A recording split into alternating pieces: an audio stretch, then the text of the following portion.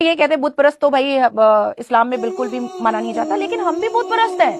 شاید مسلمانوں نے اسلام کو اور القرآن کو بہت اچھے سے نہیں پڑھا، اور الف لام میم کے ورسز 34، 35 اور 36 کو ہم پڑھتے ہیں تو اس میں صاف لکھا ہوا ہے کہ اللہ تبارک تعالیٰ نے آدم علیہ السلام کو مٹی کا بنایا، مٹی کا بنانے کے بعد اس میں روح پھونکی، سارے فرشتے کو جنت میں کہا کہ ان کے سامنے سجدہ کرو، اور آپ اپنا ماتھا ٹیک کر کے آشیرواد لے رہے ہیں.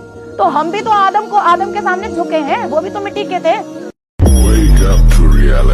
اور ہم نے ہر امت میں کوئی پیغمبر بھیجا کہ اللہ ہی کی عبادت کرو اور بتوں کی پرستش سے اجتناب کرو. تو ان میں بعض ایسے ہیں جن کو اللہ نے ہدایت دی اور بعض ایسے ہیں جن پر گمراہی ثابت ہوئی. سو زمین میں چل پھر کر دیکھ لو کہ جھٹلانے والوں کا انجام کیسا ہوا.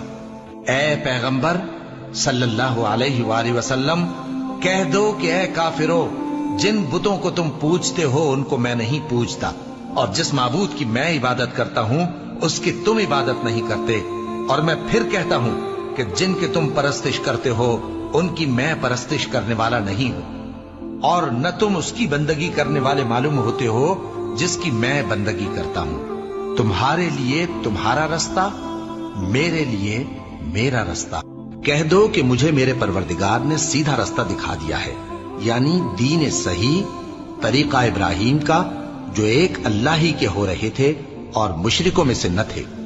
یہ بھی کہہ دو کہ میری نماز اور میری قربانی اور میرا جینا اور میرا مرنا سب اللہ رب العالمین ہی کے لیے ہے، جس کا کوئی شریک نہیں، اور مجھ کو اسی بات کا حکم ملا ہے اور میں سب سے اول فرما بردار ہوں.